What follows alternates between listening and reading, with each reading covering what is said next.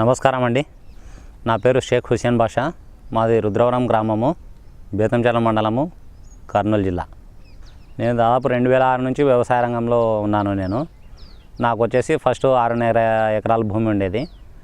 గత 3 సంవత్సరాల నుంచి ఇంకో 4 ఎకరాలు కొనడం జరిగింది.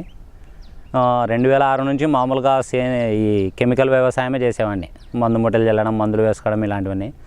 తర్వాత నాకు ఒక 5 సంవత్సరాల నుండి మన శ్రీ సుభాష్ పాలేకర్ గారి ప్రచురణలు, తర్వాత వాటి గురించి కనుక్కొని మన కృషి విజ్ఞాన కేంద్రం వాళ్ళతోని ఈ జీవామృతము, కషాయాలు ఇవి ఎలా తయారు చేసుకోవాలి అనే అంశం మీద వాళ్ళతో ట్రైనింగ్ తీసుకొని దీనిని కొద్దిగా వాడుతూ, తర్వాత కెమికల్స్ కొద్దిగా వాడుతూ వ్యవసాయం చేసుకుంటూ వచ్చినాను.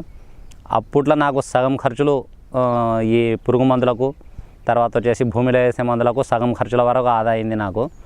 కానీ నేను సుభాష్ పాలేకర్ పుస్తకాలు గత 5 సంవత్సరాల నుంచి చదివిన తర్వాత నాకు అర్థమైంది ఏంటంటే, ఏకం పంట విధానం కంటే కూడా బహుళ పంట విధానం, అంటే ఇప్పుడు 5 అంచెల పద్ధతి, ఇలాంటి పంటలతో చాలా మేలు జరుగుతుందని చెప్పి ఉంది ఆయన పుస్తకాలలో.